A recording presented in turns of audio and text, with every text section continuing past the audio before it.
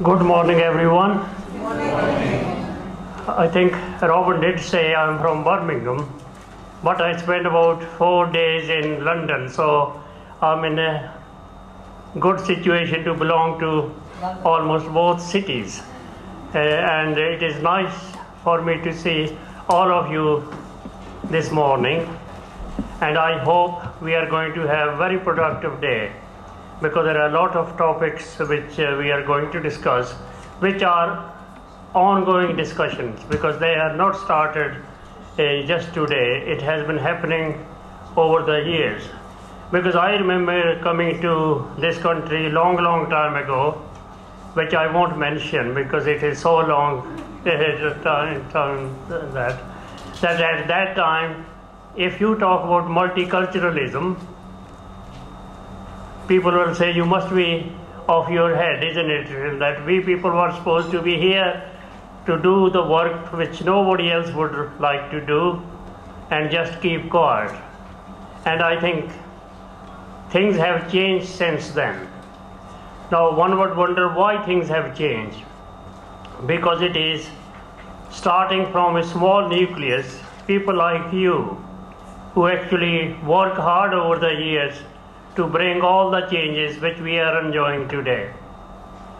And I think UK Peace Federation, obviously, that's an important part of those changes. Because without peace, to make progress is impossible. And you have seen Second World War and First World War, they actually bring us back to square one. Because so many people were killed, so much money was spent, and poverty and everything else. And we enjoyed a relative peace in the last 45 or 60 years. And I think that was one of the reasons for all the progress we have made. But I think we can't hope to sustain that progress until we put some work into that. And I think that is the aim of this conference this morning, this whole day. Now, obviously, important topics has been family in the eyes of God. And I think over the years we have seen that family is disintegrating. For some reason, I think people are getting independent. That is one reason of people getting richer. They don't need anybody else. So youngsters, when they grow up, they used to get jobs, disappear somewhere else, and the link between family is broken. And we have seen the result of that breakage now. In London, as you all know, there's hardly a day when there is no someone being stabbed or beaten up. And it never used to be the case when families were a solid unit and we used to get help from one another. So I think one of the aims of Federation is obviously to bring that back as far as possible so that we can all enjoy the sport of our families. So that was one of the reasons. The second was interfaith.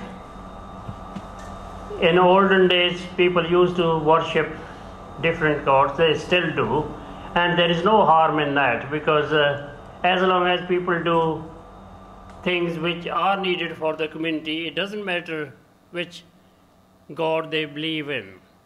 And I think we have to learn from each other. There are some good things in one culture, some bad things in the same culture, and other way around. So we have to bring all those together.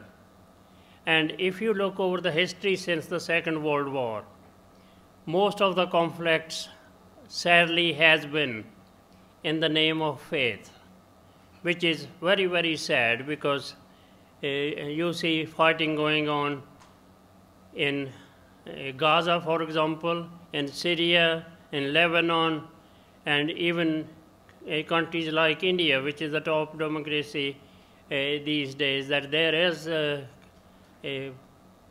conflict based on faith. And I think it come to our leaders in the faith communities to just bring the communities together, because those people have a lot of influence with their own followers. And in the long run, it will be for them, with assistance from organizations like ours, to make sure that people, whatever they believe in, whoever they worship, can come together and work for the human race, because that's the only race in the long run which matters. And we have to all work for that. But I think since we started in the peace area, there are some successes, and sometimes one wonders whether we are going backward or not. We have terrible war in Gaza. A lot of people were killed. And it is ironic that people who are killed, they don't know why they are being killed, because it is not created by them. You talk to people in Gaza, you talk to people in Jerusalem, when they meet on a common ground, there is no conflict whatsoever. And who created these wars, and what for? And I think we all know that that is being done to gain power. And if you try to gain power to destroy the communities, what good is that power? And I think we have to think very carefully on that. And our leaders should make sure that they at least should stop and think that those wars are created for power, and what they use that power for, is it for the human good or not? And I think that is not happening. Now, obviously, there is a ray of hope as well, and we have seen President Obama coming in America, and even he got invitation to Syria, which were unthinkable few years ago. So I think it is organization like this who has to put and keep up the pressure on our leaders, not political leaders, but religious leaders as well, because I think they are very, very important, because religion, if you look as a whole, is more important to a lot of people than political side. So until we change our religious leaders who can work together, I think we will be failing in our duty to create this peace. And other area obviously is environment. We will be talking about that as well. And I think we have seen the consequences of neglect of our environment from the last few hundred years. And I think we are reaching a critical stage now, and we have to make sure that something is done before it is too late. And I personally feel it is quite late as it is. But when you come to conference like these, you can see the ray of hope, and our peace ambassadors are not only in UK, not only in Birmingham, not only in London, they are all over the world. And I think if we have a united effort, then we can get somewhere, and it is very important that we do, and for that we have to come together and work hard. And I hope and I'm sure that you will all come together and work for that peace. That will be contribution of this conference. Thank you very much.